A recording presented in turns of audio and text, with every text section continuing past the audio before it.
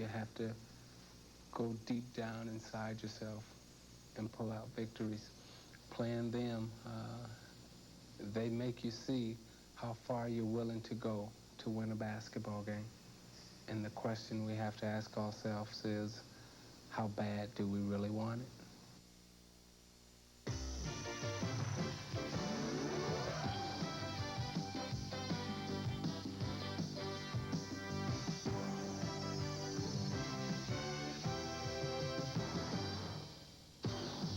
The prayers of the Detroit Pistons can be answered tonight.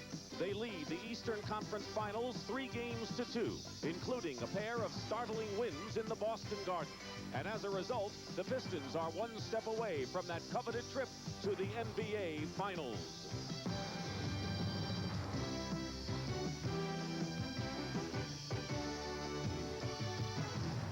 When you look into the eyes of the Boston Celtics, you find a team rich with pride and character, a team bound by a glorious tradition, and a team that will battle down to their last ounce of energy. They have risen to the occasion so many times before, and tonight, facing elimination, they must rise once again.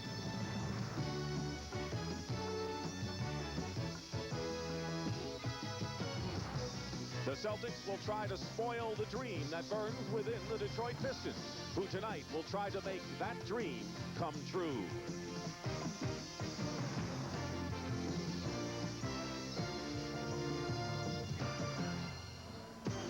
Earlier tonight, sun set at the Silverdome as CBS Sports continues its coverage of the 1988 NBA Playoffs. And inside, a crowd upwards of 30,000 to see whether the Detroit Pistons can be the first team in 5 years to prevent the Boston Celtics from reaching the NBA Finals. Meanwhile, out west, tomorrow afternoon on CBS, the 7th and deciding game between the Lakers and the Dallas Mavericks. And good evening, everyone. I'm Dick Stockton, and there's nothing complicated about this one. Isaiah Thomas said it best.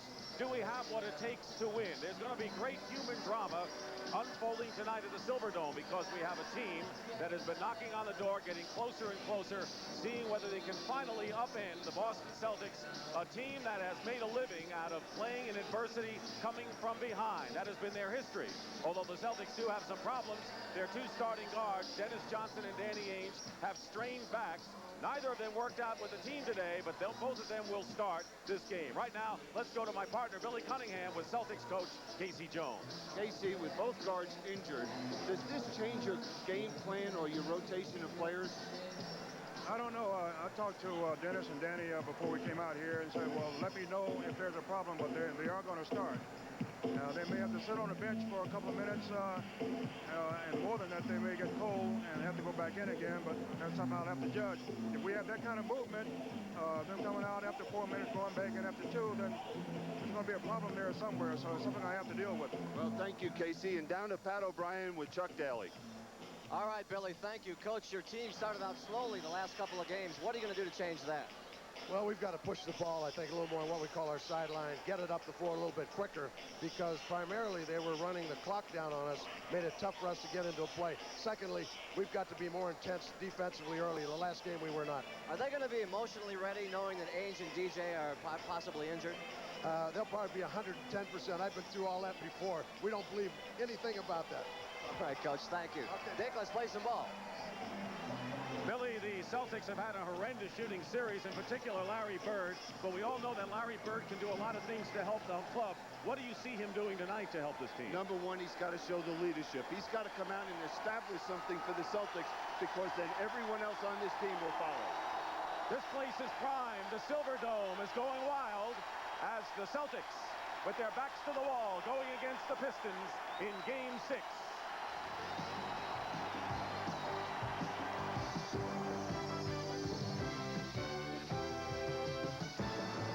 CBS Sports coverage of the 1988 NBA Playoffs is sponsored by the Heartbeat of America. To take your taste away. Attendance-wise is 40,172 set between Seattle and Milwaukee at Seattle, and we'll see how close we come to breaking that mark tonight. The Celtics are playing their 5th must-win game. But the big must-win game was the game in Atlanta in Game 6 when they trailed 3-2 on the road, won that one, and then defeated the Hawks in Game 7 at the Garden. And the Celtics face the same situation tonight against the Pistons, trailing 3-2 and having to win away from home.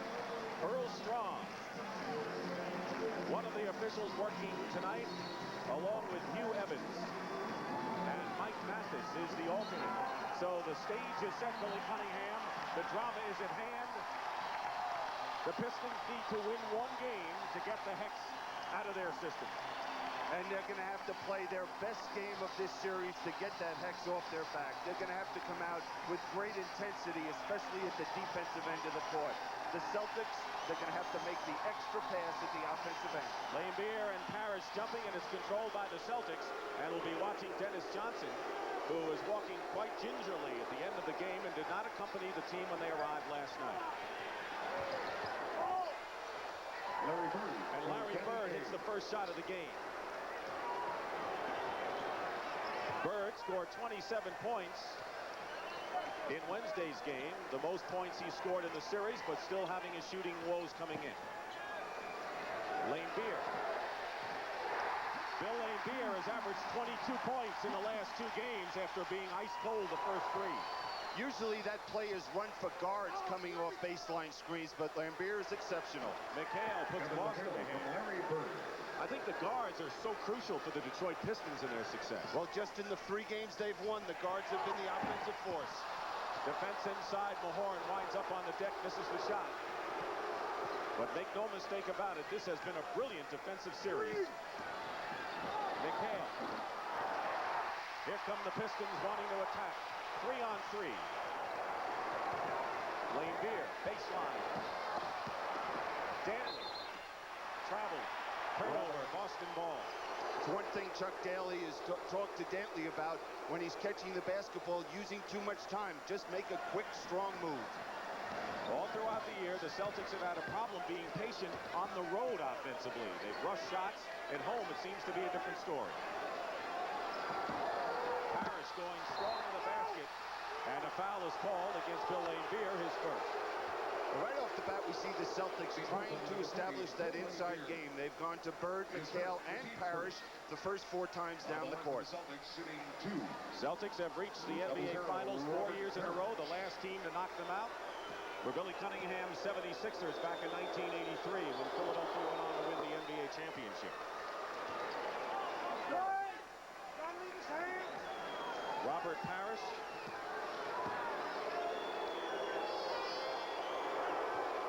Hits the free throws. A year ago in Game 6 in the series, Parrish was suspended for his attack on Bill Lambier. Celtics with the early lead. Dantley misses, and the Celtics box out well off the defensive board. Here's Ames. And Dantley has had problems offensively as soon as the Celtics made that switch with McHale guarding him. And McHale was pushed by Mahorn before the shot, and the Pistons have quickly picked up 3 team fouls in the first 2 minutes of this game.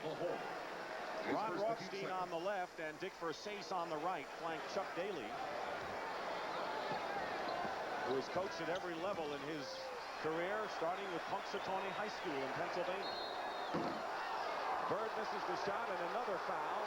Adrian Dantley had his elbow, and quickly Detroit has 14 fouls to the Celtics 9.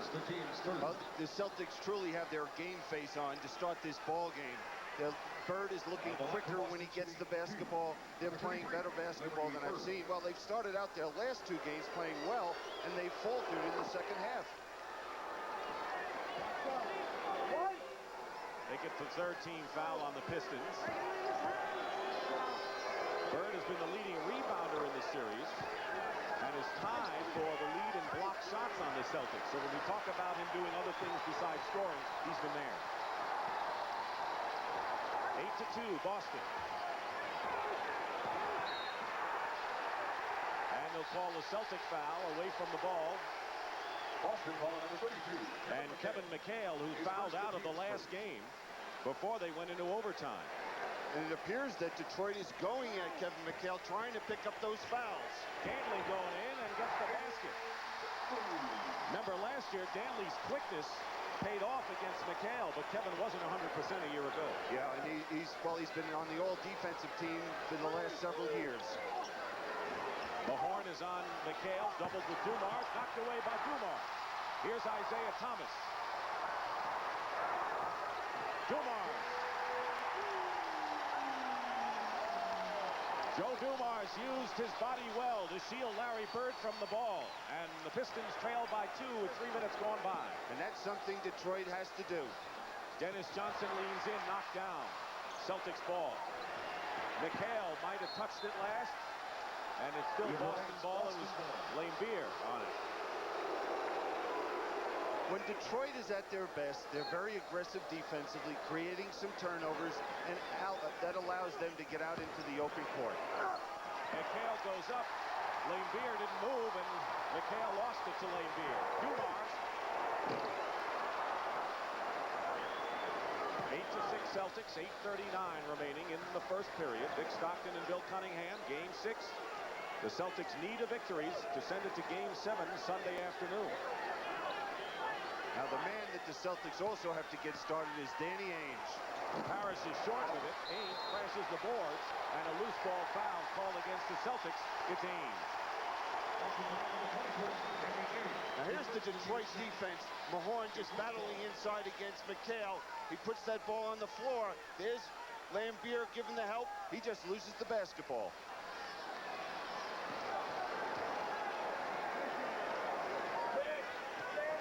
Pistons lost a year ago in 7 games to the Celtics. Thomas loses the ball going up, but Laimbeer has a gift. Look what I found, and Bill Laimbeer has given the Pistons a 6-0 run to tie this game.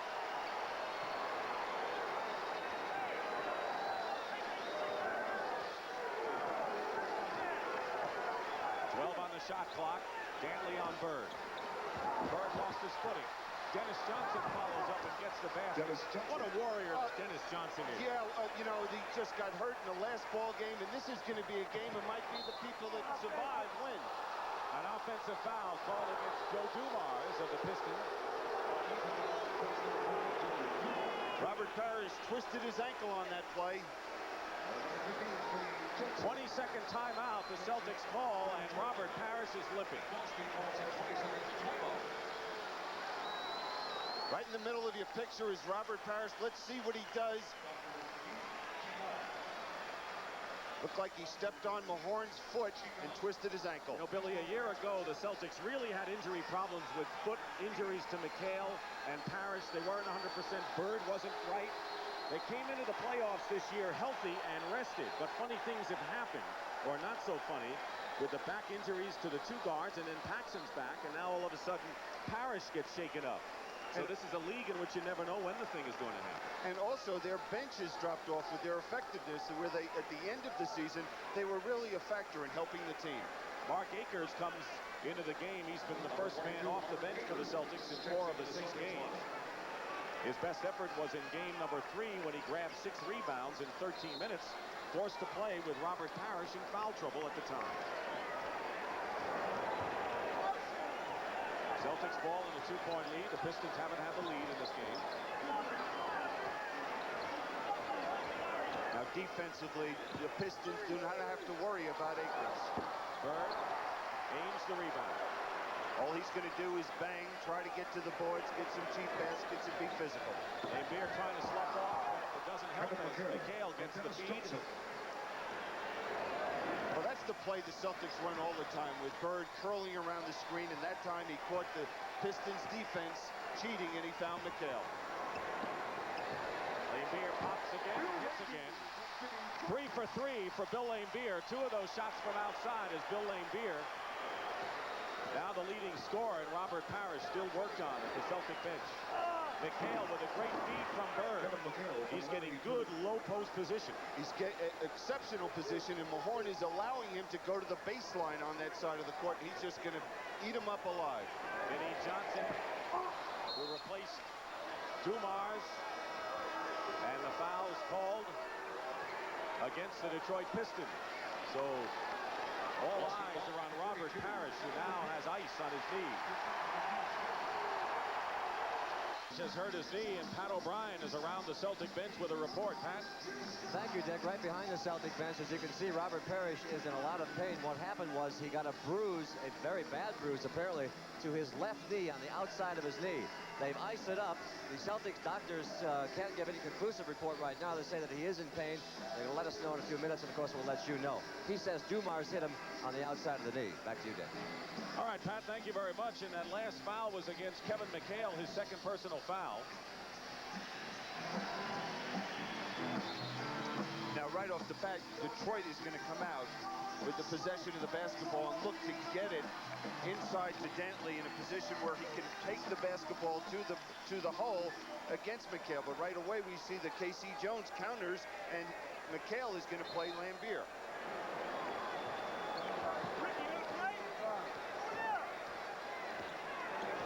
4-point lead for the Celtics. They had it up to 6.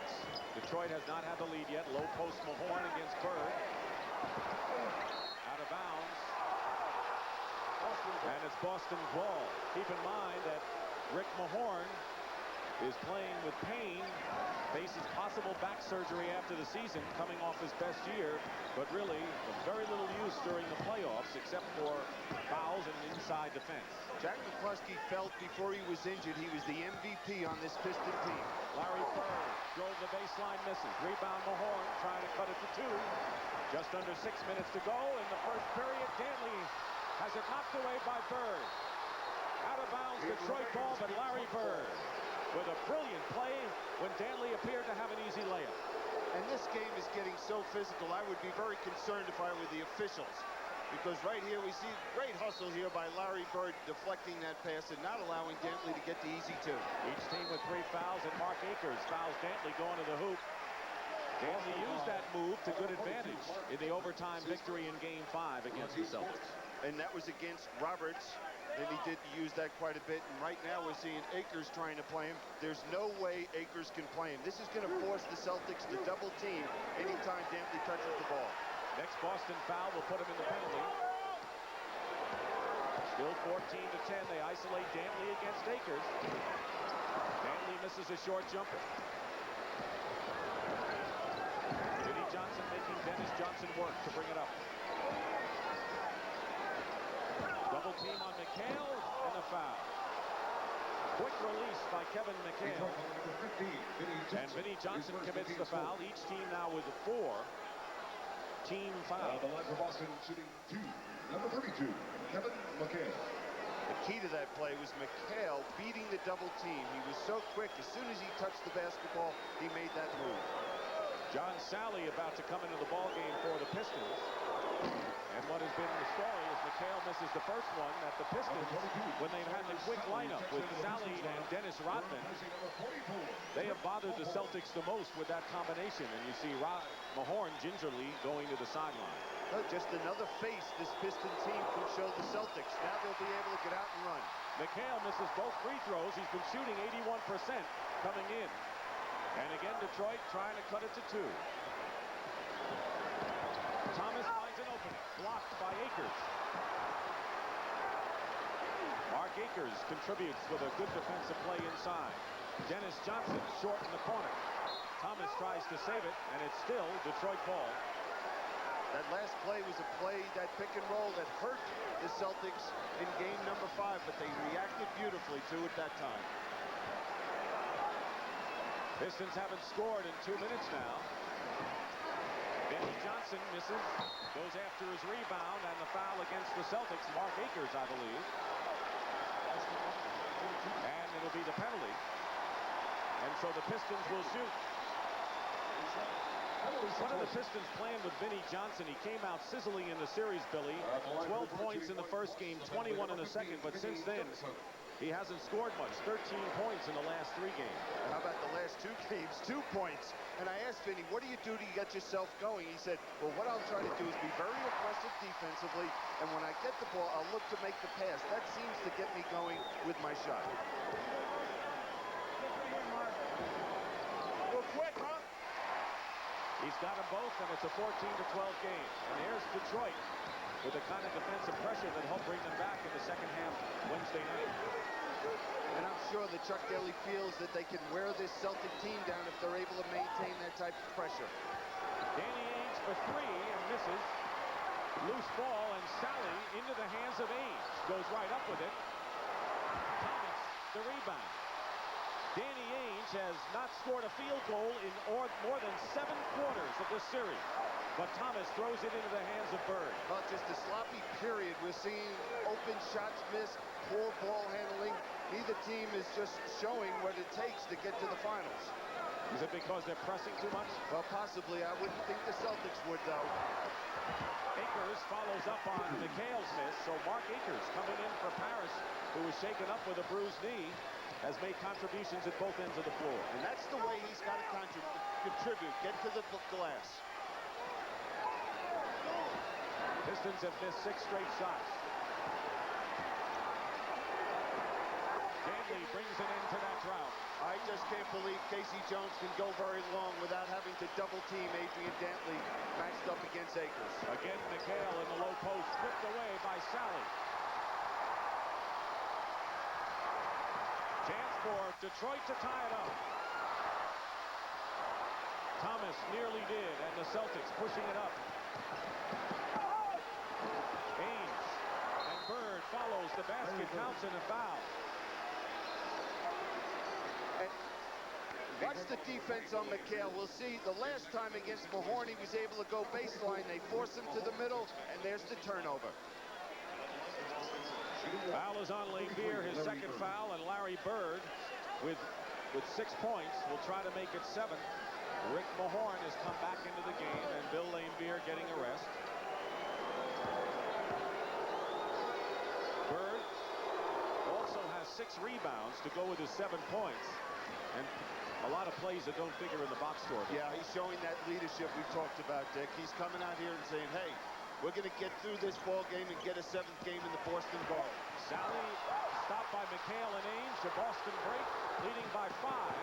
Ainge and the Celtics are up by 7, 21-14 with 2:45 to go in the first. Interesting. Now we see the Celtics out running, and this is what I think they have to do. Find a way to get the easy baskets, because if they expect to set up every time down the court, they're going to have a long night. Dantley is fouled by Dennis Johnson and will shoot 2, but the Celtics have opened up their biggest lead. And a timeout call. 2:35 to go in the first. Today, thousands of men share a common desire to be more fit, but many of them also share a common... Rounds of the Kemper Open, Jim Hallett has a 1-stroke lead over Morris Satalski and Tom Kite. 3rd round action coming up tomorrow on CBS. Now, after the block shot that we'll see here by Danny Ainge coming from the rear, this is great team defense on that play. But the shocking thing for Casey Jones, he probably thought that it was a different team, because here all of a sudden the Celtics are on the fast break. Not only are on the fast break, but we'll see right here they have 4 Celtics on the breaks. I'm sure he praised his team after the timeout. We're at the Pontiac Silverdome, NBA action. The Eastern Conference Final, Game 6 with the Detroit Pistons at home, 1 game away from knocking out the vaunted Boston Celtics and moving on to the NBA Finals. But the Celtics have their biggest lead of 7, and Robert Parrish went out in the first quarter with a bruised knee with 7:34 to go. But Billy, since then, the Celtics have outscored the Pistons 11-6 with Parrish on the bench. And the big thing has been their defense and getting out and running. With Danny Ainge now, we'll have to watch closely and see how he's able to come back. Does his back stiffen up on him? That last foul was charged to Mark Akers, who has 3 personal fouls. So Parrish is hurt, and Akers already is in some sort of foul trouble. That means that Casey Jones's options are, number 1, he can go to Artis Gilmore and bring him off the bench. Maybe go with Fred Roberts if he picks up his 4th. 1 out of 2 free throws for Adrian Dantley. 2:25 to go in the first period. Jim Paxson, number 4, is into the game for the Celtics at guard, replacing Ainge. Third turnaround on the baseline, doesn't go. Mahorn. Chance to cut it to 4. Pistons are shooting 33%. The Celtics are under 50 themselves. That's been the story of this series shooting-wise.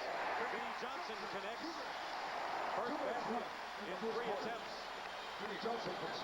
Interesting contrast with these two teams. The Celtics want to go inside to their big people.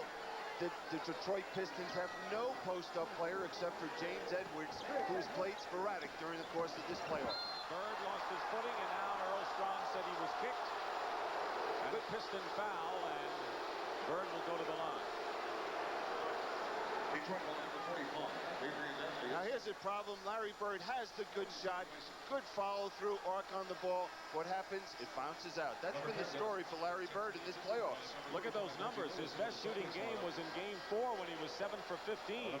That's nothing like what people expect from Larry Bird or what Bird expects from himself. Dennis Rodman has come into the game, and Rodman gave the Pistons a big boost after 4 unproductive games on the defensive end, running and offensive rebounding.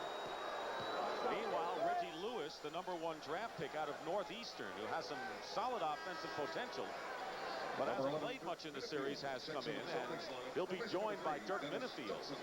So the Celtics going deep into their bench in the backcourt with Ainge and Dennis Johnson now sidelined. And it's a bench that has not performed well for Casey Jones and the Celtics. Bird made the free throw, has 9 points. Joe Dumars checks in for Isaiah Thomas, who has yet to score and missed his 3 shots. 23-17, Boston.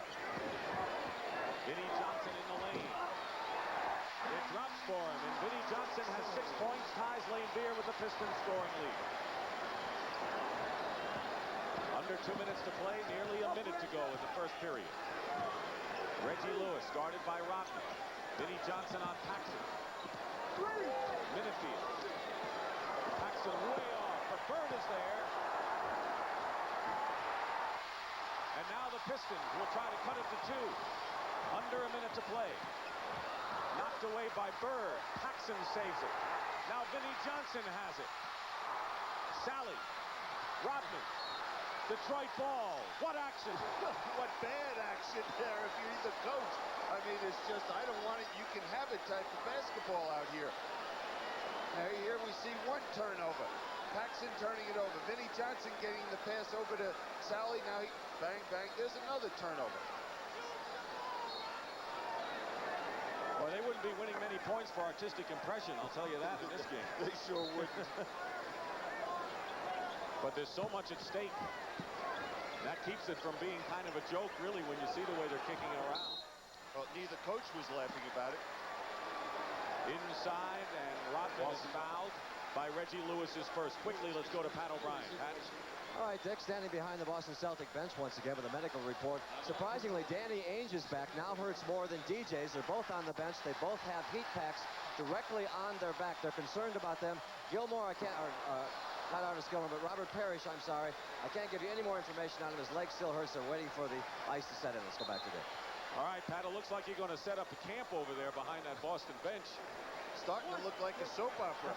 Hope he brought you a sleeping bag. Reggie Lewis with the foul, and Rodman misses both free throws. It's legion what Dennis Rodman's problems have been from the free throw line. He is 36% in the playoffs, 3 for 11 in this series. Paxson short for the baseline. McHale follows up. 21 seconds to go. It's 25-19. The Celtics, they have led all the way in this first quarter. Oh, it's been the McHale Bird show at the offensive end for the Celtics. 17 of their 25 points scored by Bird and McHale. And Minifield got Dumars, who will go to the line with 6 seconds to play. The Celtics have done a number on the offensive glass against the Pistons and have outscored Detroit that way 11-2. Since the opening game, however, overall, the team with the rebounding edge has lost every game. Try to figure this game out. You know, as a coach, you go into any playoff series or any game thinking, you know, if I can control the boards, hey, that's the most important phase of the game. And here we show the contradiction. Games have been low scoring. Celtics have gone over 100 points only once in this series. Dumars brings the Pistons to within 4. Reggie Lewis with 5 seconds to go. McHale nearly tipped it in at the buzzer. And that's the end of the first quarter with the Celtics needing a win, leading the Pistons 25-21. Will return after this word from your local station. Shooting, that's been the story here. In fact, both clubs have been under 50% on the series, but the offensive rebounding story for the Celtics, and that's why they have their lead right now. That was a frustrating period for the Celtics, and here we see Robert Parrish leaving the arena. And boy, that's scary because we know what kind of guy and competitor he is, as he showed us last year during the course of the playoffs. But the Celtics had so many easy open shots and didn't convert. Artis Gilmore has come into the ball game. He, 17-year veteran, has averaged 5 minutes in the series. Mark Akers has 3 personal fouls, played well in reserve of Parrish. So as we start the second quarter, it's Vinnie Johnson and Joe Dumars at guard, Sally Rodman and James Edwards in for the first time for Detroit. Dumars misses, and the offensive rebound is corralled by Dennis Rodman and a Celtic foul. That's what Rodman really adds to the Detroit attack as Gilmore picks up the foul. He brings emotion to the court for the Pistons. He gets out in the fast break, and as you said, on the offensive glass, he's as good on the offensive boards as any small forward in the NBA. Brad Lojas, who was the second-round pick of the Celtics out of Iowa, a 7-footer with a good touch and a shot-blocking ability, has come in. So Casey Jones is going out of necessity deep into his bench. Right, just feels that this big lineup that he's seeing with Detroit, he needs to counter. Vinnie Johnson. Vinnie Johnson did not score in the last game, has 8 to lead the Pistons here. Bird with 9, McHale 8 are the Celtic leaders, and Larry Bird comes close. Not that time, and now you see Lojas' ability as a 7-footer to get that ball, and he'll jump it up. Now that's 3 shots we've seen Larry Bird open, easy shots, not able to put him down. I mean, it's got to be so frustrating for the guy because he's working out there at both ends of the court. Bird is 2 for 7 from the field. He has said that he breaks the game down into quarters, so if he has a rocky first quarter, he hopes to do well and maybe turn around the numbers in the second. Detroit trailing by 2, looking to tie it up. Dumars does.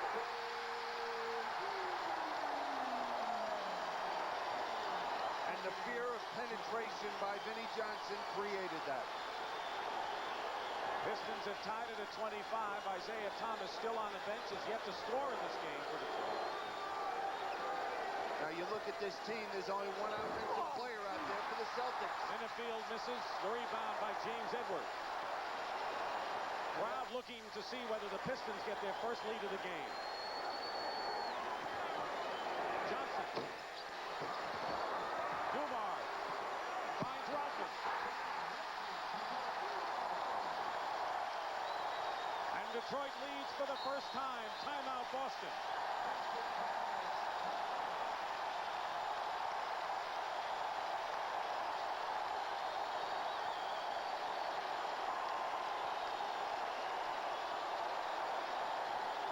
The Celtics only 1 basket in the last 5 minutes. Kevin McHale checks back in. So up front it'll be McHale, Bird, Lojas, and in the backcourt Ainge and Minifield. So Ainge out of rest with a heat pack on his back.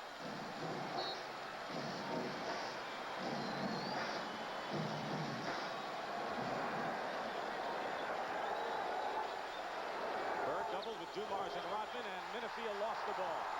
3-on-2 break, Detroit. Vinnie Johnson.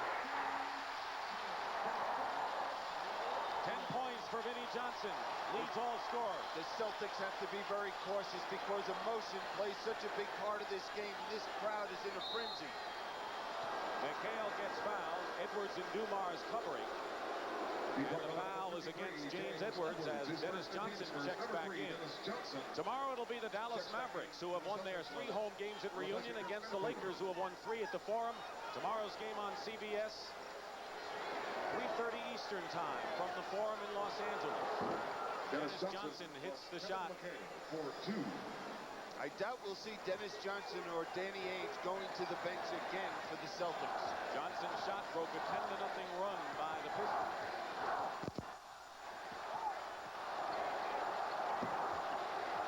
James Edwards against Lojas, the rookie. Foul, basket counts.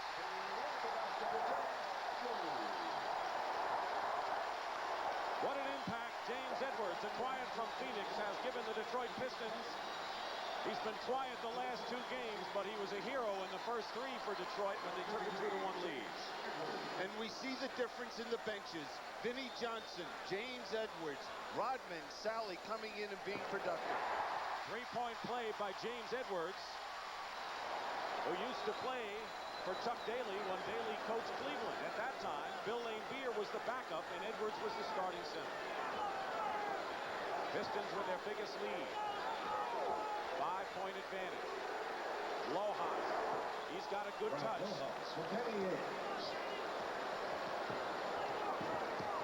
Under 9 minutes to go in the first half. Detroit's done a number in their backcourt. That's what's keyed their victories in this series. Sally open for the jumper. Well, you really have to be concerned if you're the Celtics, because John Sally is not known for his jump shooting. He's known for his inside play, and that's not a strength. And we see right now their offense with their benches being so effective. The defense of the Celtics has really dropped off in the last few minutes. Dennis Johnson left open on the double. Rebound Rodman. Every Piston who has played, all 9 have scored with the exception of Isaiah Thomas and Rick Mahorn. No basket by Rodman. Steps before he took the shot.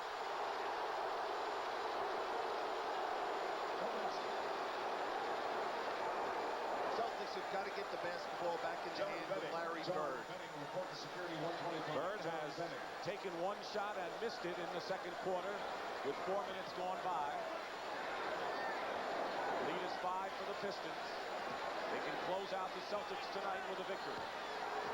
Dennis Johnson over Sally, and the rebound Rodman.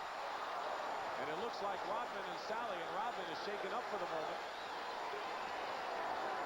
Looks like they're ready to run here tonight. Oh, well, this is the big advantage that Chuck Daly has going to his bench. He can go to another dimension. Dumars. Bird finally. Celtics down by 5. Ainge blocked by Sally. Out of bounds. John Sally came out of nowhere to block that shot. It appears though he got a lot of body of Danny Ainge on this play. Let's see if he gets him with his lower body. Well, Danny Ainge created a lot of that contact. Vinnie Johnson goes out of the ball game, leading with 10 points to lead the Pistons. And Isaiah Thomas, who has yet to score and missed 3 shots in the first quarter, has come in. What a luxury. Isaiah Thomas 0 for 3 in the game and a 5-point Piston lead. It really is a luxury, and Vinnie Johnson is really getting a big plus. Danny Ainge missed. Thomas was all over him defensively. Danny Ainge has no confidence in his shot. Thomas. Dennis Johnson clears it.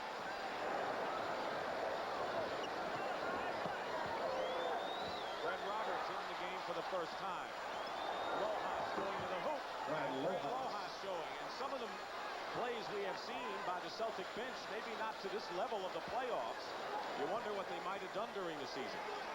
Well, that's a decision the coach makes, and the players dictate to the coach if they're going to get that time. They have to produce when they get that opportunity. Edwards, low post. Finger roll. Edwards has 5 points. 19 points by the Piston bench to only 4 for the Celtics. He's overpowering Lojas in the low post. Dennis Johnson draws the foul, and it'll be the second team foul of the quarter against Detroit. The Celtics also have 2. Edwards, his second. The team second. Now here's a strong move to the basket by Brad Lojas, and he just rolls right across the court.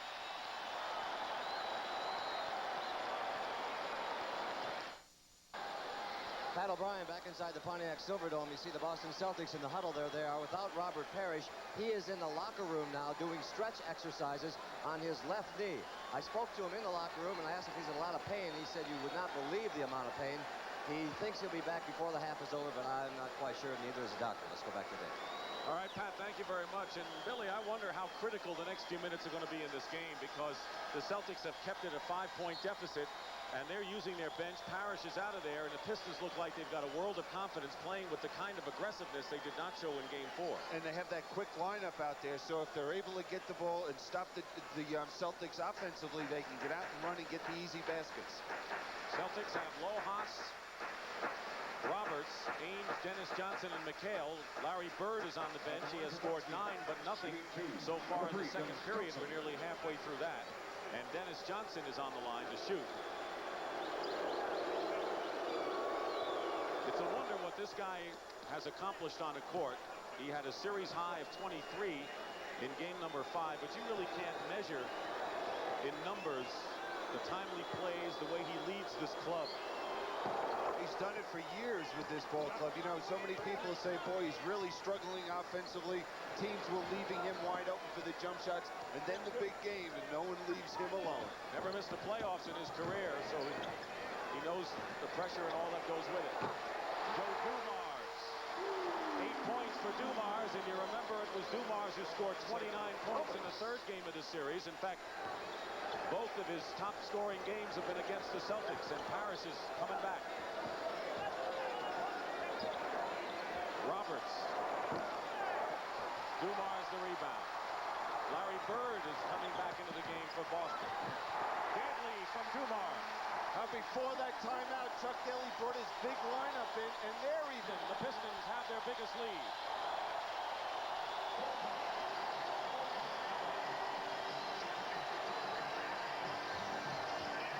And now it's a full timeout as the Celtics used the 22nd timeout earlier on Parrish's injury. They're going bananas here at the Silverdome. Beauty of this play is I want to have you watch how the Pistons rotate the basketball. They're going to make the entry pass. Danny Ainge will double team, and we'll see them skip the ball all the way to the weak side for the open jump shot. And when you talk about a key offensively, it's making that extra pass, and that's what they do for the open jumper for Joe Dumars. The Celtics, who shot 36% in the first quarter, are shooting 30% so far in the second, and Robert Parrish out of the dressing room is in there now. Out with a sprained knee when the Celtics led 10-8 in the first quarter. Bird with his first points of the second quarter. 5-point lead for the Pistons, 40-35, 5:15 to go in the half. Dantley against Bird. 6 on the shot clock. Dantley knocked away by Bird. He has made 4 tremendous defensive plays thus far. Just quick hands anticipating Dantley's move to the middle. Dennis Johnson open and buries it. Dennis Johnson brings the Celtics to within 3. And amazingly, the Celtics are hanging in. And that's one of the reasons you try to run a little bit and get down the court. You're not always going to get the layup, but right there, DJ gets the wide open jump shot. So does Isaiah Thomas, but he misses completely, and Laimbeer turns out short, and a loose ball foul called against the Pistons. And Robert Parrish is shaken up, and he gave it a great try, but he's got to come out of the ball game, Billy. I wouldn't be surprised if it's not a serious injury to that leg, because Robert Parrish, watching him perform over the years, if there's anybody that deserves a Purple Heart, he's one of them. Edwards' third personal foul. And Parrish has gone back to the locker room. Danny Ainge on a runner, short. Dumars clears it. 3-on-2 for the Pistons. James Edwards. The many dimensions and faces of the Detroit Pistons. They can play half court. They can play microwave when Vinnie Johnson is in there, or they can run when they have Edwards and Rodman and Sally, and they're running even without Rodman and Sally. That's the surprising thing. You'd expect them going to set offense with the big lineup. Bird. Ainge misses, and Mark Akers tips it in. Akers playing with 3 fouls, and Parrish continues his walk to the dressing room. Danny Ainge must feel there has to be a lid on the top of that basket. He's 1 for 7 in this game. Danley with a great inside move on Bird. Well, he's so quick. If you give him an inch, he'd go either way, left or to the right. 9 for Danley. McHale comes right back, and this has got to be the biggest string of offense we have seen perhaps in this series. And the first 2 points for Kevin McHale in this second period. McHale has 10, Bird 11. Boston foul number 33, Larry Bird. And Larry Bird picks up his first foul as Rick Mahorn checks back in now. Now watch Isaiah finding the open man. Now this bounce pass just had to be perfect to come up for James Edwards to handle. Under 3 minutes to go in the first half. 44-41 Detroit. Their biggest lead was 7. Celtics had their biggest lead 7 in the first quarter. You know, the beauty of Isaiah in this ball game, he's struggling offensively but showing patience. Danley missed the layup when he breezed by the Celtics defense. Celtics can cut it to 1. McHale posting up. Now Bird against Danley. 10 on the clock. Bird misses the turnaround, but there's Akers. Knocked away and stripped away. And here's Thomas. Thomas has yet to hit a shot. He's 0 for 5. Laimbeer hits it. Laimbeer 4 for 4 and 8 points in the game. And Detroit is up by 5. Under 2 minutes in the half. McHale against Laimbeer. And Laimbeer may have picked up his 3rd personal foul with 1:53 to go in the half. Detroit foul number 42, Larry Bird. That's his 3rd. Is Bird going up again an open jump shot? Larry Bird normally buries that shot, but there's Akers coming from the weak side. Isaiah's quick hands able to deflect that and steal the basketball. Kevin McHale. Sally is in for Laimbeer, goes out with his 3rd personal foul. McHale has missed all 3 free-throw attempts, where at the Silverdome in Pontiac, Dick Stockton and Bill Cunningham. Game 6 of the Eastern Finals. The Pistons needing 1 to wrap it up and knock out the Celtics. Detroit leads by 4 with 1:48 to go. And they'll call the offensive foul. Isaiah Thomas. Detroit foul number 11, Isaiah Thomas. His first. You know, the thing about this ball game is how ineffective both teams have been overall offensively. It has not been a factor of good defense in most cases. We've seen Danny Ainge, we've seen Bird, we've seen McHale on the Celtics missing wide open shot and going the same way, picking out Pistons. Hanley missed the layup a few minutes ago as McHale turns around from baseline. From Danny Ainge. 46-44, the Celtics hang in. And that's a great word, hang in. How are they hanging in at this point? Bird is struggling offensively. Robert Parrish is through for the night, and they're still there. Thomas from Danley out of bounds. Very nearly kicked out by Isaiah, but it'll be Detroit ball with 7 seconds on the clock. There have been segments of this first half where the Pistons have looked like they have fire in their eyes, and the intensity is there, and they're out aggressive defensively and running, and it just disappears. 3 on the clock. Thomas. Great move by Isaiah Thomas. 48-44. But you know the Celtics are not going to be easy to shake here. Oh, no. How many times have they been in a situation like this? They know what it takes. Ainge. Really struggling is Ainge from the field. McHale going in. Crowd thought he walked. Tips it in. Kevin McHale. McHale has 15 points on 7 for 9. It was great hustle by McHale, just making sure that somehow he was able to get the field goal. 48-46. Pat O'Brien will be coming up at the half. Report from the Dallas-LA Lakers series. Thomas misses outside. Bird the rebound, and the Celtics in a position to tie it up. And now Bird and Rodman playing tag coming up court. The shot clock is off, and the Celtics have 19 seconds to try to tie this game. I think there was a technical foul called on somebody. Double technical. Double technical. Rodman. And number 42, Mark Akers. It was Akers and Rodman.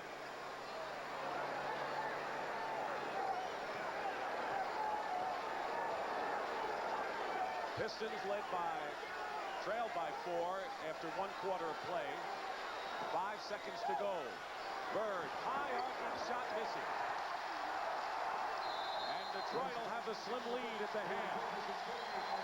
Kind of another strange game like we had in game 4. Pistons 48, Celtics 46. Pat O'Brien will be back with the Prudential at the half after this message.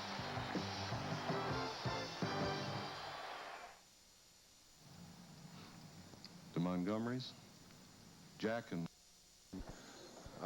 Danny, he's having a lot of problems out there with his back, and that's throwing it off. Dennis is doing pretty well with it. Other than that, everything's okay.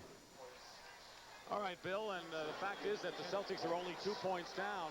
Considering all the problems they've had with Parrish not playing and all of the guys on the bench, I think they're in tremendous position right now. Yeah, and if they could just hit a few open shots, they really have an impact, especially Danny Ainge. He's really struggling from the outside. He is, and so is Bird, who is only 3 for 10 from the field. Celtics shooting 38%. Detroit is 50% in the game.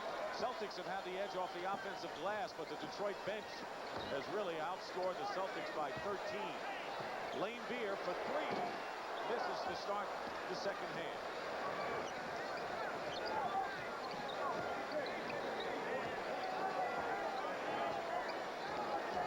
Johnson and Ainge at guard. Mark Akers starts at center, replacing Parrish, who will be back, as you heard from Jones, and McHale and Bird the forward.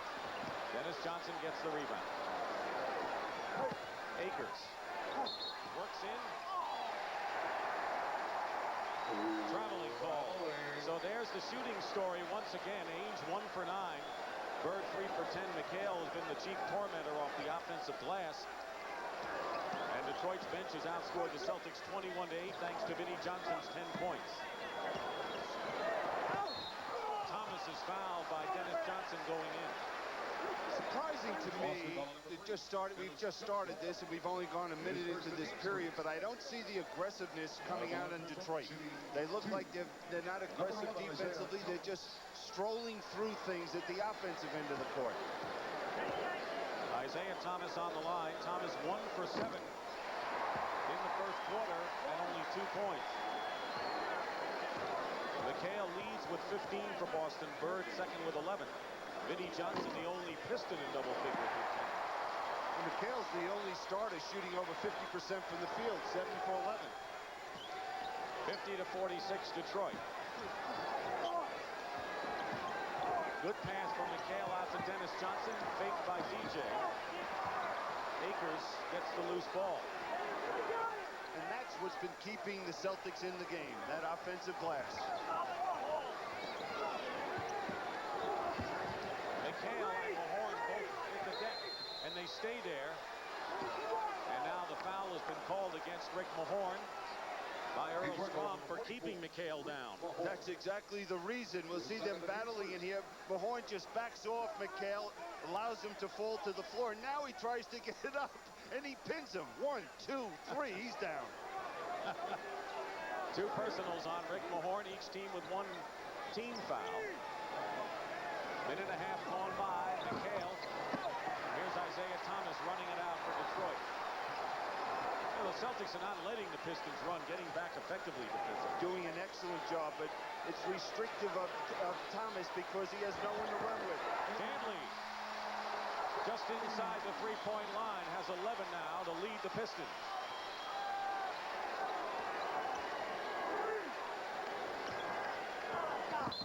Mahorn trying to deny, knocked away last touch by the Pistons. That was great defense down there by Mahorn. He's trailing McHale across the lane. Look at him get around and get that hand out there. Now we talk about the Celtics. There's a guy with a bad back right there for the Pistons, and he's been struggling in the last couple of months with a bad back. Akers inside, gets the layup. The Boston bench hasn't scored that much, although Akers has scored 6. But they have kept the team in the game. They had to, with a lot of the bench on the starters on the sideline, including Parrish, who's out of the game now. going strong to the hoop. Lane Beer tries to tip it in. Dumars keeps possession for the Pistons. Mahorn, low post. Lost it to Dennis Johnson. I can't remember a series where I've seen more quick plays with the hands knocking the ball loose. Bird misses baseline. Mahorn. Is fatigue a factor with the Celtics? You know, you look at Larry Bird, a wide-open jump shot. He's missed about 4 or 5 wide-open jump shots. That's not Larry Bird. Nearly 3 minutes elapsed in the third quarter. 2 seconds on the shot clock. Thomas gets it on a drive around Ainge. Now there's one thing getting beat one-on-one, but no Celtic came over to give any defensive support to Danny Ainge. McHale, and Mahorn was right on his arm. Foul is on Mahorn, his third. Let's take a look at the minutes that the Celtic starters have played against Detroit compared to a year ago. Look at the difference in those numbers. Dramatic. I'm tired just looking at those numbers. John Sally is in for Rick Mahorn, and it'll be Sally's job to defend Kevin McHale. I can't remember where you had started play 40 minutes per game. All of their starters have, as the Celtics threw the ball away. In the first 2 games, the Pistons had 11 more turnovers than the Celtics, but in the last 3, Boston has committed more miscues. Pick and roll, Thomas to Lane Beer. Favorite play of the Pistons. Usually Lambier floats out for the jump shot. He's hurt. He landed right on his ear. Biggest lead, however, for Detroit, 8 points. Bird comes right back with a hoop, only his 4th basket of the game. He has 13. 56-50 in favor of the Pistons, who split their earlier 2 home games against the Celtics. Lane Beer short with it, and the rebound by McHale. Pistons had won 9 in a row over the Celtics here at the Silverdome until Boston won Game 4 on Monday. Home court hasn't meant that much. Dennis Johnson. And it's a 4-point affair, 56-52. Every time you get a feeling that the Detroit Pistons are going to pull away, they come right back. It's either Dennis Johnson or Larry Bird. Thomas against Ainge. Throws it in. 6 of Thomas's 8 points have come here in the third. He might have taken an extra step on that play to the basket. Dantley picking up Bird in a hurry. McHale. By Sally out to Dennis Johnson. Sally the rebound, and he's been the biggest rebounder for the Pistons in the series. And you don't see many people block Kevin McHale's shot inside. I don't remember anyone doing it.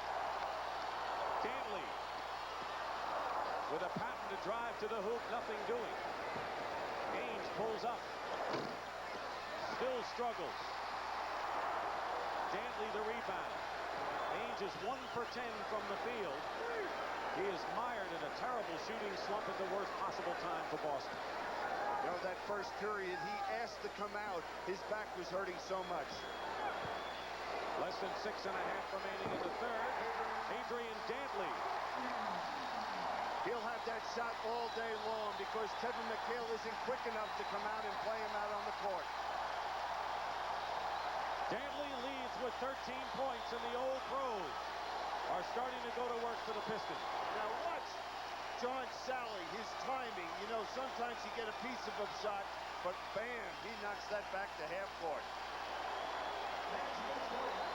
7 tomorrow, 3:30 Eastern on CBS. Brent Musburger and Tom Heinsohn will be at courtside at the Forum for the deciding game of that series. Meanwhile, Billy, I've got to ask you, that as connected with the Miami Heat, you've done a lot of work, you're associated with them.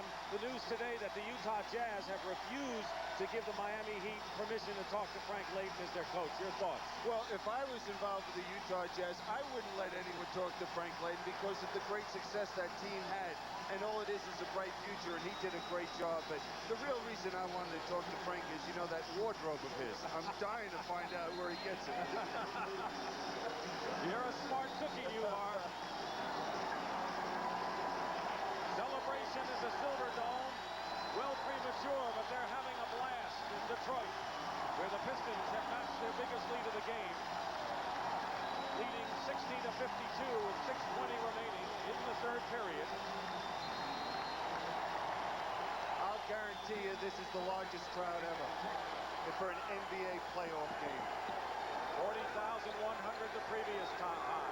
Vinnie Johnson is in for Joe Dumars as Sally rejects Larry Bird.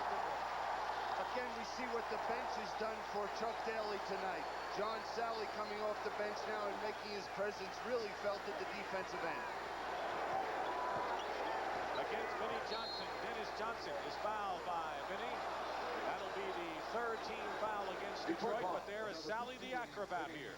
And this is where most shots are blocked, coming from the weak side. Now, John Sally, what he could have done is just gotten a piece of that, kept it in play, and possibly recovered it himself. Celtics shooting 30% this quarter after a 38% half. They have not come close to 50% yet in this series in any game. They led the NBA in shooting percentage. Haynes fires it up long range and misses everything. Pistons can open up their biggest lead of the game, 10. Well, what Danny Ainge has to do is get a few layups and transition basketball to get himself going. 8 on the shot clock. Pistons are far away from the hoop. 4 seconds and Thomas loses it to Larry Bird. Again, another steal. Dennis Johnson. Now Sally picks up McHale, doubled and tripled. And he travels. Good, quick defensive switching by the Pistons. Now what we're seeing is the aggressive defense coming from the Pistons. They're reacting to each other. In the first half, I thought the Celtics missed good shots. Now it's the defense. And look at the shooting. Only Kevin McHale has been more than respectable for the Celtics starter.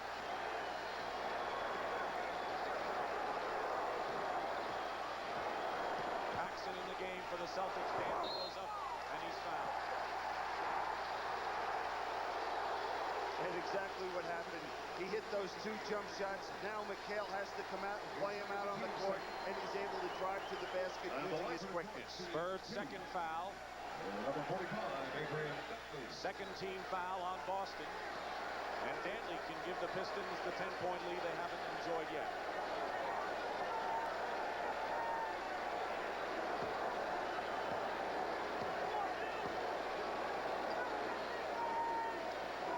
Dantley has made a living at the free throw line in his career.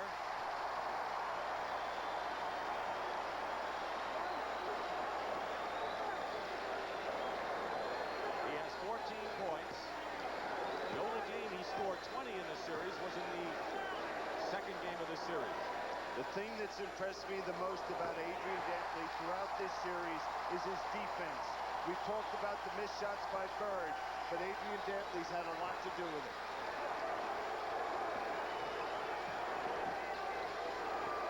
Pistons with the biggest lead. McHale leans in, gets the basket and draws the foul, as only Kevin can do it.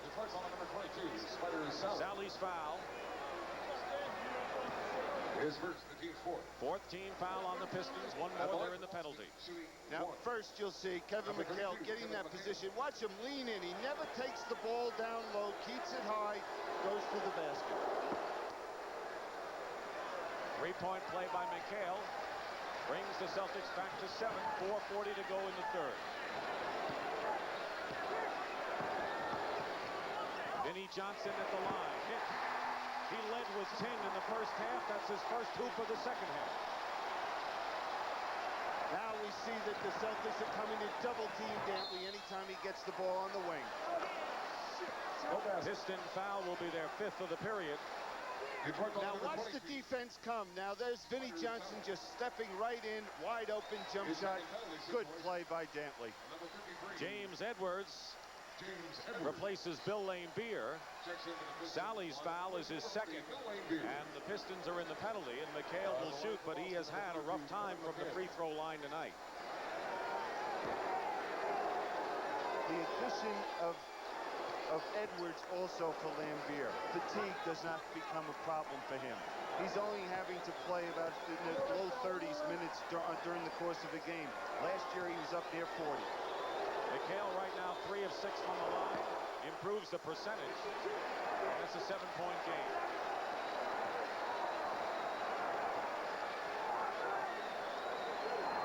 said, if the Pistons don't win this game, I'm not going to go back to Boston with them. Vinnie Johnson. Well, he's off and running now because he shot that one right over Kevin McHale. Bird against Dantley, and Dantley gave him the inside, and he missed the layup. What frustration you see in Larry Bird right now. Sally fighting for the offensive rebound, tied up. And a technical foul called against John Sally. He did not like the jump ball called by Earl Strom, and he'll pay for it. It's one thing having emotion, but you can't pick up technical fouls in games like this. That might come back and haunt you. Now here's the shot by Isaiah. Tough shot, forced shot. And there's the battle for the ball. I didn't see a real foul. Maybe a bump by Bird, but there's no reason for that display from John Sally. Bird makes the technical foul. Sally and Rodman, two players in their second year. And they've come a long way in their second year, but they're both kind of volatile and emotional players. And that's what this team needs a little bit of. They come off that bench and really add that adrenaline. Pistons control the tap. Ladies and gentlemen, leading by 8. How important it is to refrain from throwing any object onto the court, please. 3:35 remaining, third period. I can't remember a team having a chance to go to play for the World Championship that only has one post-up player, and we just saw him score right there. Edwards 4 for 4 for 9 points now. McHale double. Dennis Johnson on the penetration. Would have counted had it gone, and he'll go to the line. So Edwards playing another impact game, 4th of this series. This is the worst playoff shooting the Celtics have experienced since Larry Bird joined the team. You really can see age catching up with the Celtics. Artis Gilmore, talking about age, is coming to the ballgame, replacing Mark Akers. Billy, let me ask you, with the Celtics on the brink here in 6 games and the Lakers forced to go 7 in 2 series, are we about to see the changing of the guard in the NBA? Oh, I think we're seeing it if you just go back to the first series where we saw how many 5-game sets that we have going to the wire. Right here, Detroit had to beat Washington that way. And it's just been a battle for everybody, and parity is here to stay in the NBA. Vinnie Johnson, red hot. You can talk about great players in this league, but when Vinnie Johnson gets in that zone, there's no player any more dominant offensively. Gilmore will draw the foul inside. Vinnie Johnson has hit 7 of his last 8 shots and has 16 points. Now look at Vinnie Johnson. He's just coming around screen after screen, and when he gets it, you know where it's going, right down in the hole. And this is right after a game in which he was shut out. In the front row with the Detroit Pistons owner, Bill Davidson. The Detroit's up by 10 points. You have to be awfully proud of this franchise. We are. And we're just hoping we can do it tonight. You said now you're going to start getting a little nervous. I don't know why, Bill. But about 6 minutes to go. If we aren't up in double digits, then it'll start tugging at me. All right, well, congratulations. Sitting next to him is Bob Seger, one of the legends of rock and roll. Bob, say hello to everybody. Used to play with the Town Criers. Enjoying the game? Oh, yeah. Oh, yeah. They're ready to rock here in Detroit. Let's go back.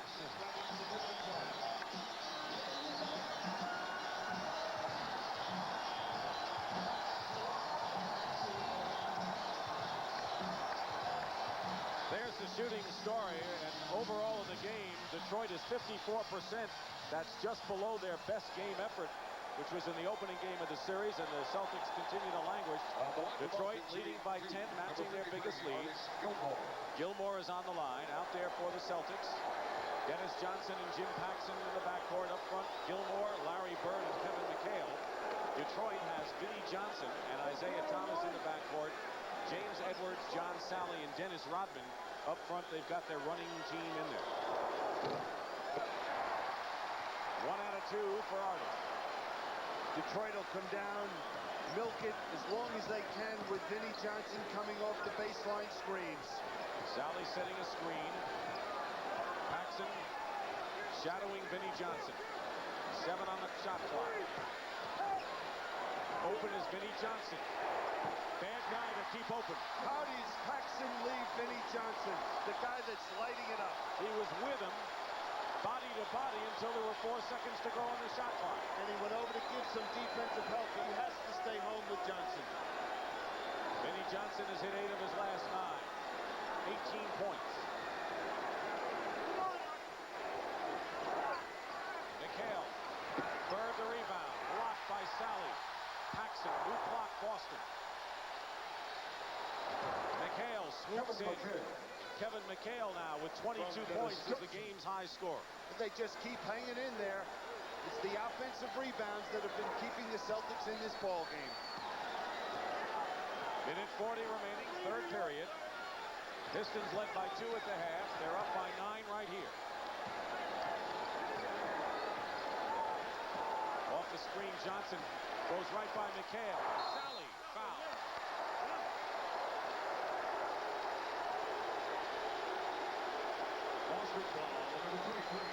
We'll see McHale when he gets the ball down in the low post. They just swarm him. 3 Pistons around him. There's the missed shot, but watch John Sally. Again, that's his 3rd block shot in this period. And 5th in the ball game.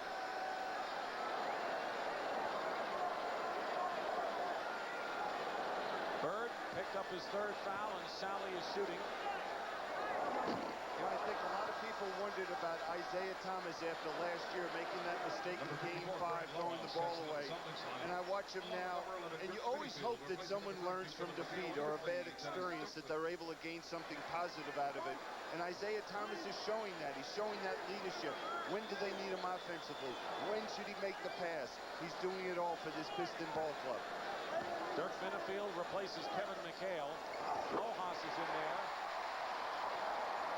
So it's Gilmore, Lojas, and Bird. Who expected to see that kind of front court with Minifield and Paxson in the 3rd quarter of this important game? I think Casey Jones had to go to it because of fatigue. Gilmore misses the hook. Sally the rebound. Celtics trying to just stay afloat with Robert Parrish out of action. Played just 5.5 minutes tonight and was out with a bruised knee. Do you know how frustrating it is for Casey Jones? He has no buttons to press. Edwards fall away. And the Celtics are in a 3-on-2 break. Minifield, he's got some quickness, called for the offensive foul. And what I mean, Casey Jones, the Celtics can't change their personality. Whereas Chuck Daly can get a quick team in, a strong physical team up front, he has so many more weapons. And he's using them very well, I might add. Once again, the Celtics starters are outscoring the Detroit starters, but no contest when it comes to the men off the Pines. Detroit has had a huge edge. Thomas, Lojas the rebound. 34 seconds and running to go as Bird can't control the pass from Minifield.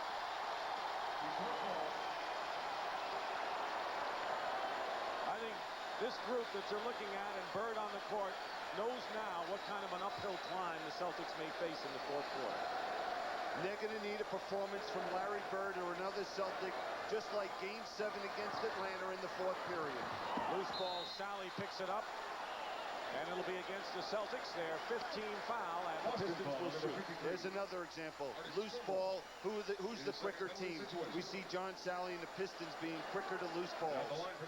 Gilmore's foul as Rodman gets instructions from Chuck Daly. Kind of looked like Rodman was giving Daly instructions there.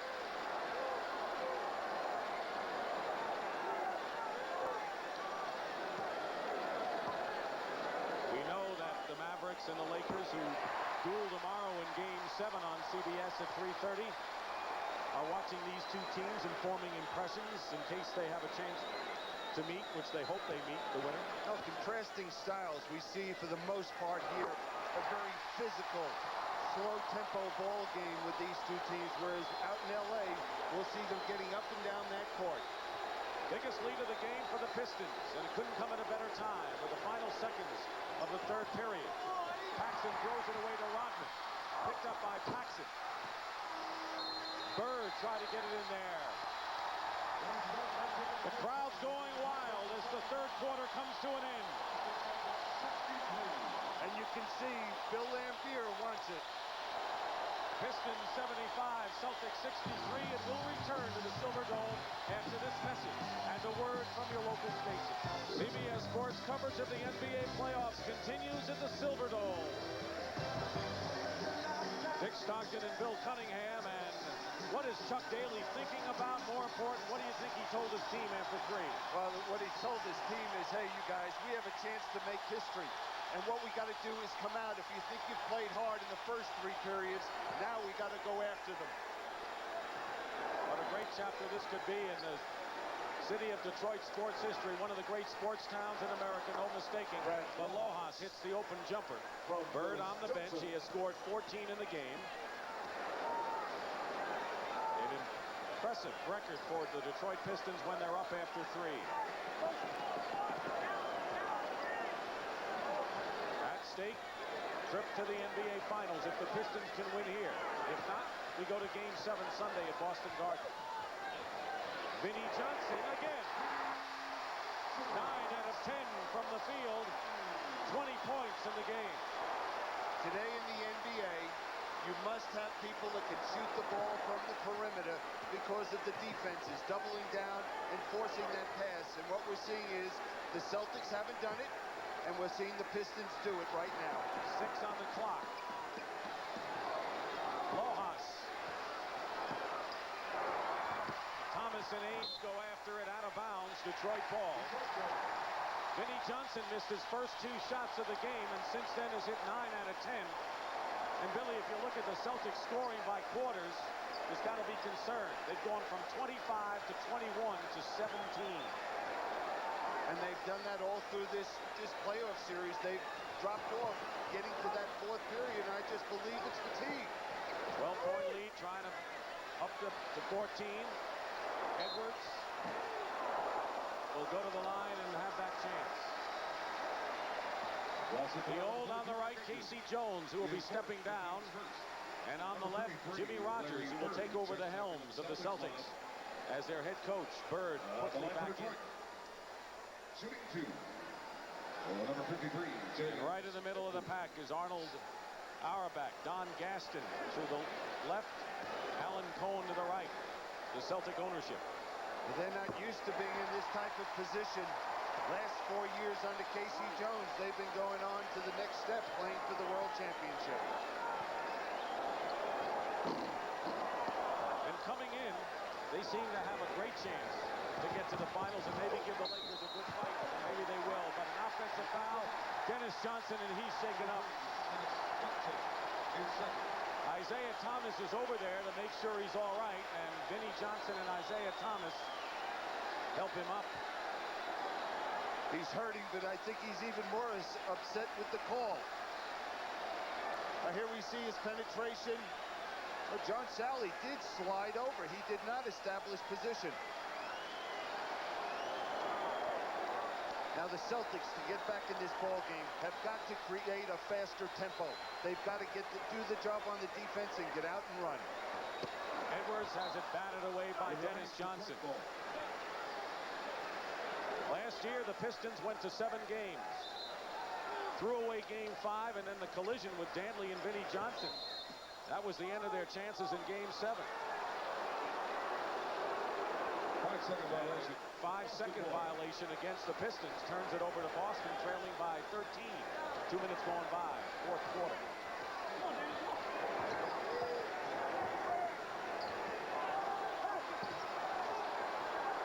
Dennis Johnson off the mark, and the Celtics are hardly fluid with their passing right now. They just look like a tired basketball team out there. There's no legs. Dennis Johnson on that last shot never left the floor on the jump shot.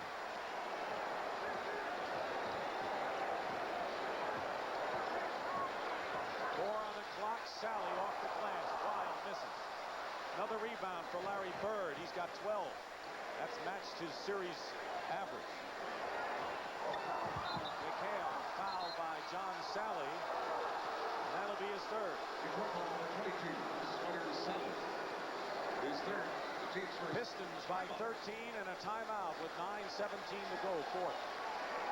They're up by 13, and here's why. Look at the rousing shooting percentage differential, and throughout the entire game and series, Detroit has had a huge advantage with their men coming off the bench. You know, the Pistons have completely changed their personality from 3 years ago as a ball club. Known as an offensive club, as you can see right there, what they averaged during the course of the 1986 playoffs. And see where they are right now. It's just hard to believe, and I think a few reasons. Number one, they've learned what it takes to win. Number two, a trade by Jack McCluskey, getting Adrian Dantley for Dubuque and Benson, and of course Rick Mahorn up in the front. They became a physical, more determined defensive ball club. And here's an original, a Motown original, Stevie Wonder, here in the crowd tonight. 38,912 here at the Silverdome, the third largest playoff crowd in history. You won't be able to hold them back if they hold their lead against Boston. Not only that, but the Pistons have held their opposition to under 100 points in 9 of their last 11, and will do it again tonight. It's hard to believe they've been able to hold the Celtics, the best shooting team from the field this year in the NBA, to only one game where they've scored over 100 points. That was a double overtime affair in game number 2. Edwards over Lojas. 12 points for James Edwards. We see the two young players, Akers and Lojas, trying to play the post defense against Edwards. There's where they miss Robert Parrish more than anything. That experience, knowing how to use your body, force people out on the court. 14-point lead, biggest of the game for the Pistons. 8:45 remaining.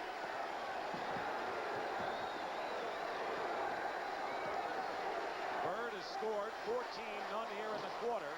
Lojas misses. A big concern for the Pistons. They can't stop playing basketball now. If you remember last year in Milwaukee in the 7th game against the Celtics were down by 7 points with 4 minutes to play and came back and won that ball game. Tension is everywhere. And we saw in that turnover, that's the kind of things you can do to let a team back in the ball game. Boston wants a 20-second timeout. Timeout, 8:14 to go. And a 14-point lead for the Pistons. Tomorrow, third-round action in the Kemper Open comes your way on CBS Sports at 1:30 Eastern Time. Followed by Game 7, Mavericks and Lakers. Home court has been the deciding factor in this series. And they played excellent basketball there 2 games ago in the Forum. And I'm sure Pat Riley feels that's the way they have to play to win that series and move on to the finals. And John McLeod's got to keep his fingers crossed that that team comes out mentally tough. And if they're not, they're going to get beat by the Lakers. And who will the winner face? Well, it could be the Detroit Pistons if they hold their lead. They're leading 3-2. And the victory here with 8:13 to go will eliminate the Celtics and send the Pistons to the NBA Finals. Look at Chuck Daly on the sideline. Dennis Johnson fights his way inside on a feed from McHale.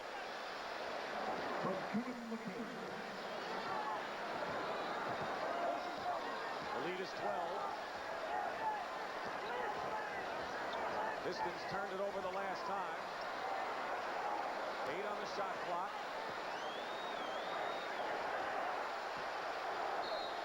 Whistle. Edwards draws the foul, and now Dennis Rodman and Lojas under the basket going at it. This series has been free of this kind of stuff pretty much until now. I couldn't see what started the play watching the action with Edwards with the ball, but you hate to see anything like this happen in the game. I wouldn't be surprised if we don't see the officials throw a couple players out of this ball game. Mike Mathis, who's the alternate official, has come onto the floor to talk things over with Earl Strom. Don't forget, he's an observer as the third man on the side. And Rodman already has a technical foul in this ball game.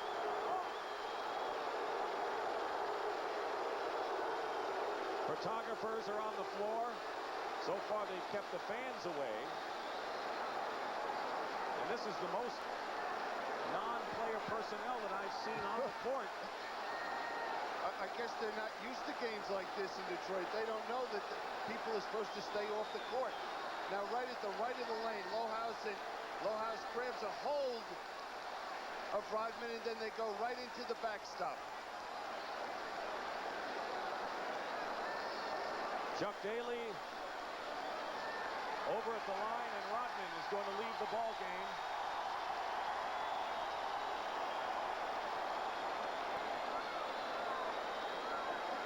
You hate to see something like that happen during the course of the game, but I think the officials made a statement right there. They're not going to tolerate anything like that, and if it does happen, you're out of the game. Brad Lohaus will also leave.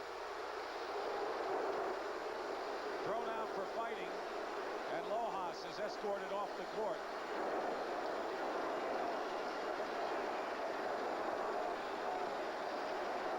I think the officials have done a terrific job of keeping things down in the series that had its moments last year.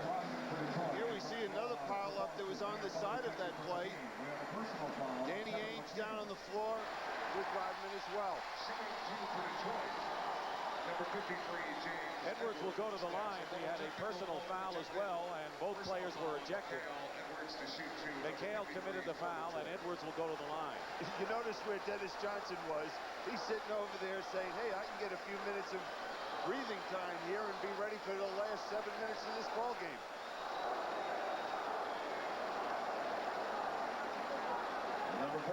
Pistons have a 12-point lead. And this last 7 minutes and 40 seconds is going to be the toughest 7:40 they've played ever. Yeah, the Celtics have to make their move within the next 2-3 minutes. If they don't come back here and just get something going, show some aggressiveness defensively, more so than offensively, they're in trouble. Mark Akers joins the regulars of Ainge, Dennis Johnson, McHale, and Bird.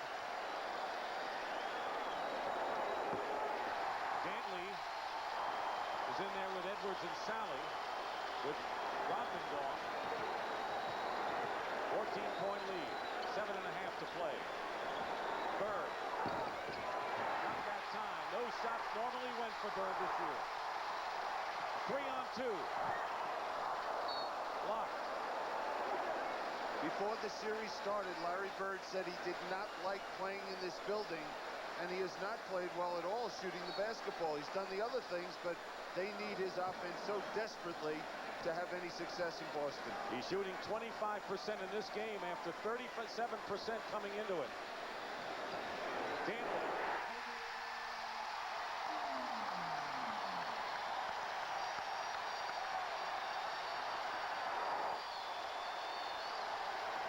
Pistons with the biggest lead. Bird misses inside, gets the rebound and is fouled. And hits the deck. He is going full out, all out, regardless of what the scoreboard shows. Desperation time for him.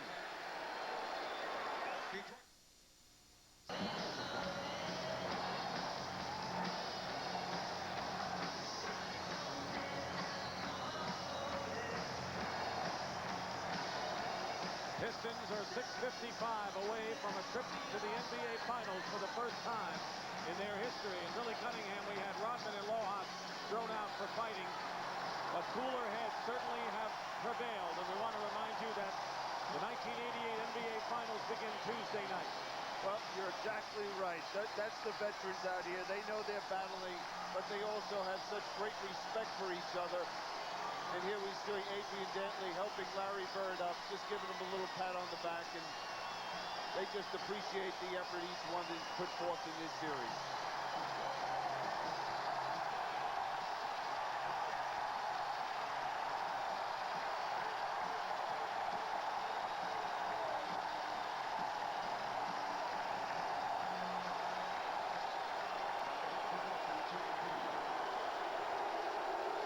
Johnson with 20 leads the Pistons. Dantley has 17. Bird misses the free throw. Things just aren't dropping for Larry Bird in the Detroit series here. series as he misses 2. He's just had a terrible series, and you know, you think back last summer what he did, working on that weight program, losing some weight, getting himself ready for the season, and right now it's not showing. It hasn't paid off for him in this series or the Atlanta series. Vinnie Johnson, rebound, Akers into McHale's hand. One great quarter Larry Bird had was the 4th quarter, and that was a masterpiece against the Hawks in Game 7 of the semis. Bird still going strong, draws the foul. James Edwards, 5th foul for Edwards, who has scored 14 points off the bench. Now, one of the problems the Celtics have right now, being down at this point, they don't have the quickness at the guard position to go pick you up full court. They might look to go to some trapping situations, full court or half court, to try and create a turnover or two. Fact is, Billy, they don't have the team they want out there. Robert Parrish out for the game. They've got Reggie Lewis and Mark Akers. That's not the people they want at this time in this kind of a crunch game. Oh, no question about that. But again, Casey Jones has no options. Dantley going to the hoop, lays it in. Notice that Thomas and Laimbeer continue to look up at the clock. We're halfway through this 4th period. That's how close the Pistons are. Reggie Lewis blocked by Vinnie Johnson. McHale is fouled. And of course, this would be Casey Jones' last game as head coach of the Boston Celtics. He's reached the finals, as you mentioned, 4 straight years here. And no one has appreciated him. There's Jim Rogers, who will take his place. But when you coach an excellent team, as he has it over the last 5 years, you never get the respect that he should have gotten as a coach. He'll get it as soon as he retires, I guarantee you. Sally picks up 2 quick ones. He has 5. What about Chuck Daly? How hard has he worked to get to this brink of where he is right now? Well, I think Chuck, he probably has slept maybe an hour and a half throughout this whole series. But the beauty that Chuck Daly has done with this ball club is he had a lot of talent on this club, and he still does have the talent, but the versatility and how he's used and capitalized on all the strengths of this team. Sally gets a hand as he leaves. Goes out with 5 fouls, replaced by Bill Laimbeer. The lead is 15.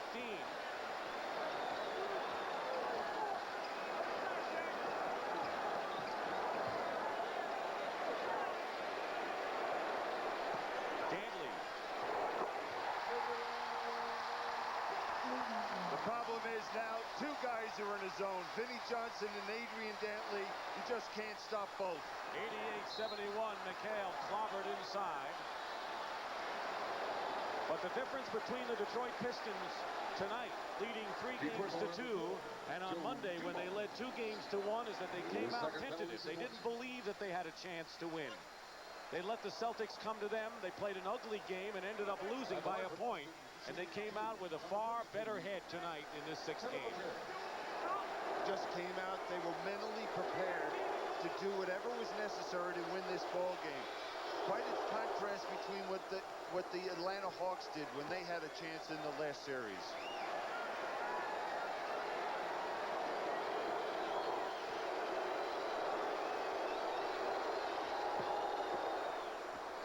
Richard Rogo, call your 15-point lead. There's the time remaining in the 4th.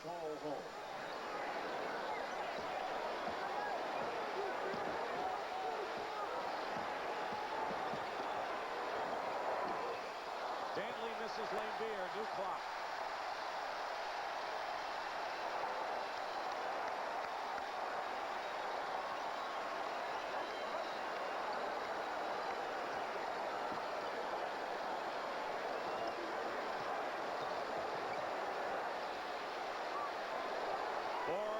Seconds on the clock. Edwards on Dumar's miss, and he's fouled.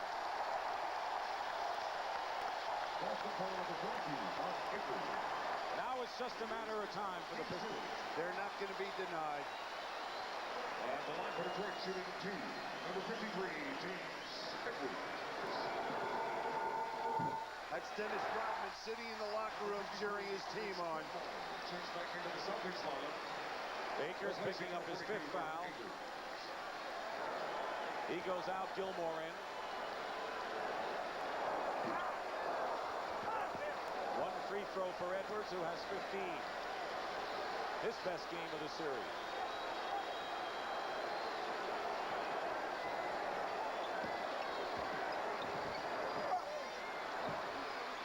McHale on the fall away. Consider the Pistons and what they've gotten from James Edwards. We mentioned they had William Bedford and Darryl Dawkins. How many teams get a chance to get 3 different backup centers and then click the way they did with Edwards? Yeah, and you have to give that credit to Jack McCluskey, making that decision and just pursuing that player, because he just felt that if he didn't work out, hey, we still have the nucleus of our ball club. Under 4 minutes remaining. Dumars. It'll be Celtics ball, 89-75. McHale leads with 28. Bird 16. Dennis Johnson 14. They're the only Celtics in double figures.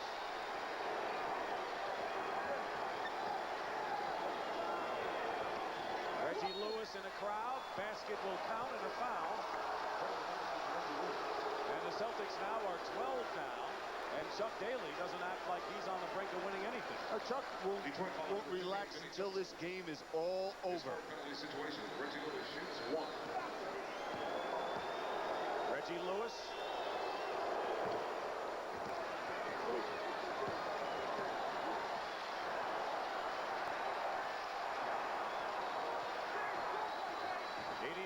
.78. 3:25 on the clock. Vinnie Johnson fouled by Reggie Lewis. Boston foul number 35, Reggie Lewis. Deciding game tomorrow from the Forum. The Lakers and the Mavericks. And Tuesday we get started for the World Championship, the NBA Finals. 9 p.m. Eastern Time.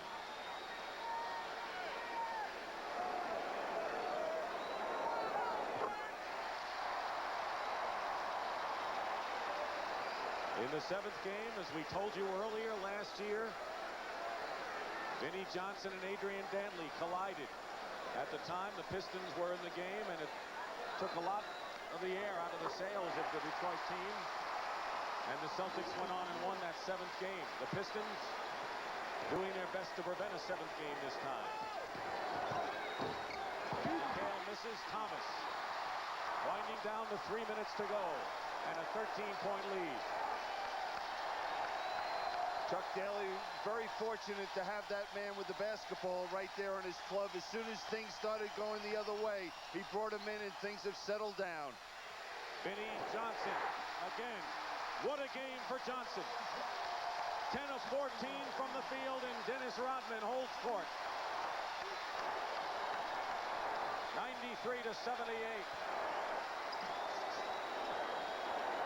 Dennis Johnson buries a 3. He keeps going, doesn't he? It's tremendous. Hey, he won't quit. I'm sure he's got a few more years in him. Pistons using as much of the clock as they can.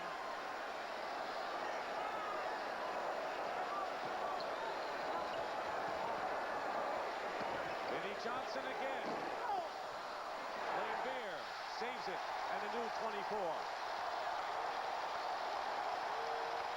Now the big thing for Chuck Daly after this game is to enjoy it, but also making sure that his players don't feel they've achieved anything by getting this far. Dantley blocked by Gilmore. Rebound by Reggie Lewis. Boy, this crowd has erupted already tonight. I don't know how much more they can erupt. McHale with the runner, and it's 93-83, and they've cut it down to 10. It was 17. Celtics still clawing and fighting. 30 for McHale. I would be surprised if we didn't see anything else. Thomas. Gilmore the rebound with 1:24 to go and a chance to cut it to 8 or less. McHale gets the basket and a foul. And now the Pistons and their crowd are subdued. It's a 93-85 game. And a timeout called, and the Celtics can cut it down some more. Boston call. We go above and beyond just like you. You know, Billy, it's almost as if no matter what Detroit does, the Celtics will always remind them that we're right with you. Don't ever forget it. And even now, in what should be Detroit's glory in winning an Eastern Conference title, the Celtics can come within 7 points and really keep the heat on with 1:17 to go. It reminds me of one story. 1967, when I played in Philadelphia against the Celtics. Bill Russell, we're winning by 25 points. Luke Jackson going in for a layup, and Russell chasing him down, trying to block the shot with a matter of seconds left in the ball game. He didn't believe what the scoreboard was, and that's what the Celtics have been about since that era. Celtics have outscored the Pistons 14-5 since the Pistons established their biggest lead of 17. Number 32, Kevin McHale. McHale will be on the line to shoot one with 1:17 to go. Pistons already in the penalty, and the next foul for the Celtics will put them into the penalty. There's the timeout story. Kevin makes the free throw, and there's pressure by the Celtics full court. You rarely see it. They got no choice, though. 93-86. Vinnie Johnson, now Lane Beer. Edwards to Dantley, blocked by Gilmore, and here come the Celtics. They can cut it to 5 or less. Dennis Johnson misses a 3, Lane Beer to Thomas, under a minute to play. Goes to the hoop and is fouled by Dennis Johnson with 50 seconds to go. Smart move by Isaiah Thomas, taking the ball to the basket. He had that 2-on-1 situation. Dennis Johnson had no choice. Imagine what the reaction would have been if Dennis Johnson hit that 3.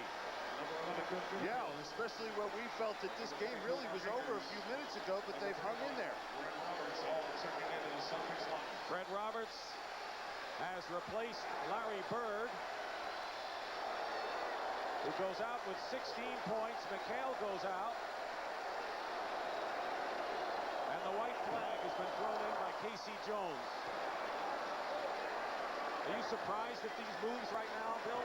Yeah, with Isaiah missing that foul shot that doesn't keep him in there. Anything can happen at this point in the season. There's only 50 seconds more. What the heck? Let the players play it out. The bench is in for Boston. Gilmore lays it in with 40 seconds to go, and it's a 6-point game. From Reggie Lewis. And we talked about Casey Jones leaving and retiring. I wouldn't be surprised to see this be the last game in Artis Gilmore's career. Well, the Celtics are going to go out like champions. Make no mistake about it.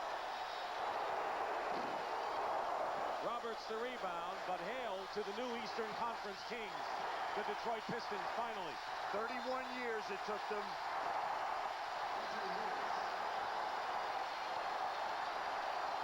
Chuck has it finally. And the celebration has begun.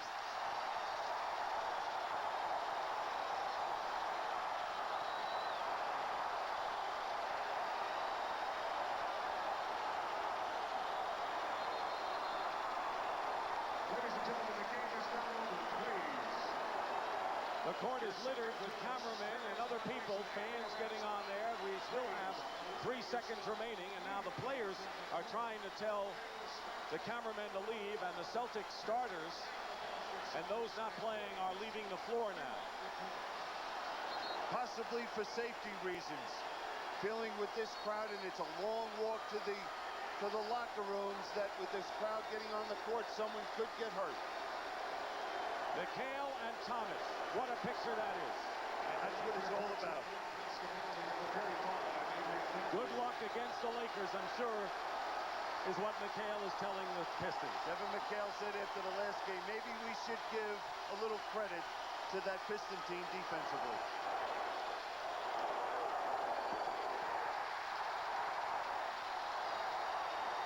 Maybe among the best defensive efforts we've seen in the playoffs in a long time, Bill. And now they're going to have to gear themselves up for a different opponent, a quicker opponent, either Dallas or LA. The game's over. Detroit wins.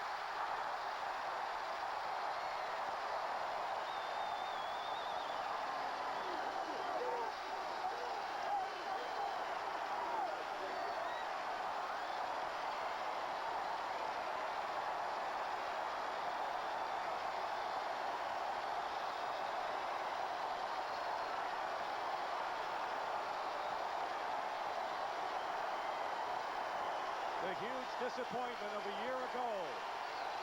Blowing the 5th game, losing in 7. All erased from the minds of the Detroit Pistons. They have finally etched the Boston Celtics from their minds. Jack McCloskey, the general manager, and Chuck Daly and his staff. 95-90, the final score.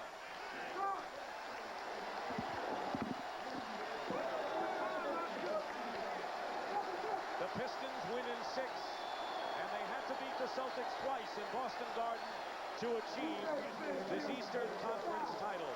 We'll be back at the Silverdome with more in just a moment. Pistons will play the winner of tomorrow afternoon's 7th game between the world champion Lakers and the Dallas Mavericks on CBS, so we'll have at least one different team in the NBA Finals this year. Right now, let's go into the Detroit dressing room and Pat O'Brien. Thank you very much. Maybe the hardest thing of the series was getting to the locker room, don't you think, Isaiah? This is one of those times where I can actually say, how does this feel? Indescribable. All the work that you do as an athlete in the summer, all the hard minutes, all the hard hours of training. 7 years I've been chasing this dream, trying to get to the championship, and now all the hard work has paid off. Earlier, before the broadcast, you had said, we're going to see how hard we want it. I guess you found out. Yeah, the Celtics put us to the limit. You know, they never gave up, even though Parrish got hurt. They came in, they gave us everything that we could ask for out of a basketball game, and, you know, we wanted it bad. The thing I'm most proud of, I think, is Adrian Dantley. You know, I've been out of it for 7, but he's been out of it for 12. And if there's anybody who deserves to play in a championship game, it's definitely Adrian Dantley. Well spoken. Congratulations. Who would you rather have, LA or Dallas? You get these questions now when you get in here. I'm just glad to be here. I either play against my boy Mark or my boy Magic, so it don't matter. Isaiah is going to be a father again in about 2 weeks. Is Chuck Daly around here? Adrian Dantley, come on over here. Congratulations. 12-year career, how does this one? Feels great. Feels great. The Boston Celtics. Do you have anything to say about that? Got to get over. Paris was out of the game. We still couldn't put away, but we're glad to be there. And who would you, this is the kind of questions you get now. Who would you rather have, LA or Dallas? Or you're going to celebrate and not think about it? Celebrate now. We don't care. We're going to watch. Okay. They are going to celebrate, as is all of Detroit going to celebrate. And we'll be back with more from the Pontiac Silverdome in Pontiac, Michigan. They're rocking tonight.